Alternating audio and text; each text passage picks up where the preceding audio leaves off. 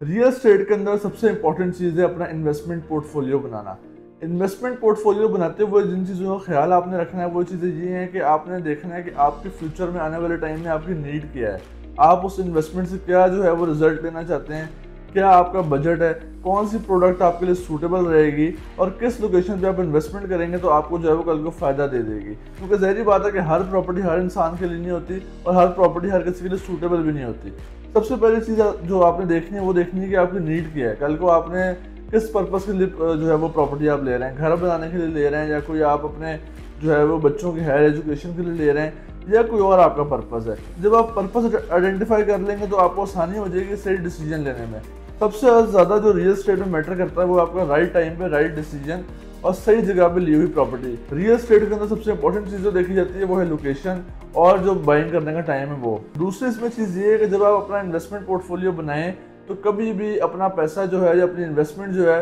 वो किसी एक जगह के ऊपर जो है वो इन्वेस्ट ना करें। हमें मोस्टली देखने में आया कि लोगों ने अपनी इन्वेस्टमेंट जो है वो एक ही सोसाइटी में या एक ही जो है वो सेक्टर के अंदर 10-15 प्लॉट्स लिए होते हैं या 10-15 अपार्टमेंट्स लिए होते हैं। उसकी वजह से जो है आपको काफ़ी नुकसान भी होता है और ज़ाहिर बात है कि आप मार्केट में कुछ कहा नहीं जा सकता, कभी मार्केट जो है ऊपर होती है कभी नीचे होती है। तो क्योंकि आपकी इन्वेस्टमेंट सिर्फ एक ही जगह पे होती है तो वो सारी इन्वेस्टमेंट आपकी स्टक हो जाती है। तो जब भी आप इन्वेस्टमेंट करने का सोचें प्रॉपर्टी में और एक अच्छी अमाउंट हो आपको बस इन्वेस्ट करने के लिए, तो हमेशा मल्टीपल ऑप्शंस पे जाएं जिसके अंदर रेजिडेंशियल प्लॉट्स भी हैं, कमर्शियल प्रॉपर्टी है, उसके अंदर अपार्टमेंट्स आ जाते हैं, ऑफिस आ जाते हैं, इसके अलावा आपकी जो है वो कमर्शियल शॉप्स आ जाती हैं,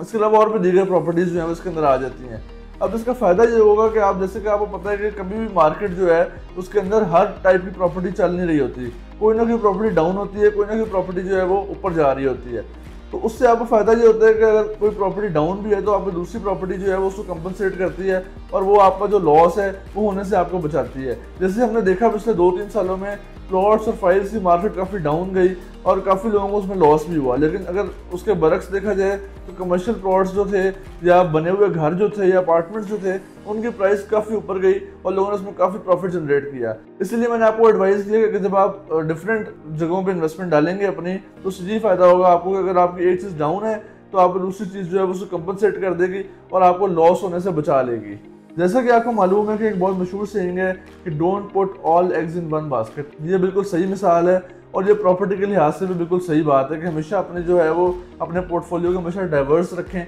कभी भी एक जगह पे स्टक ना हो ताकि आपको जो है वो नुकसान से आप बच सकें। तो ये एक इन्फॉर्मेटिव वीडियो थी आपके लिए जिसमें आपको बताया गया कि हमेशा अपना पोर्टफोलियो डाइवर्स रखें, कभी भी एक जगह पर इन्वेस्टमेंट ना करें और लॉस से बचें और अच्छा गेन जो है वो हासिल करें रियल एस्टेट के अंदर। आप देख रहे हैं कारल मार्केटिंग और मेरा नाम उमर है। ऐसी मजीद वीडियोस देखने के लिए हमें सब्सक्राइब करें और लाइक करें। Thank you so much.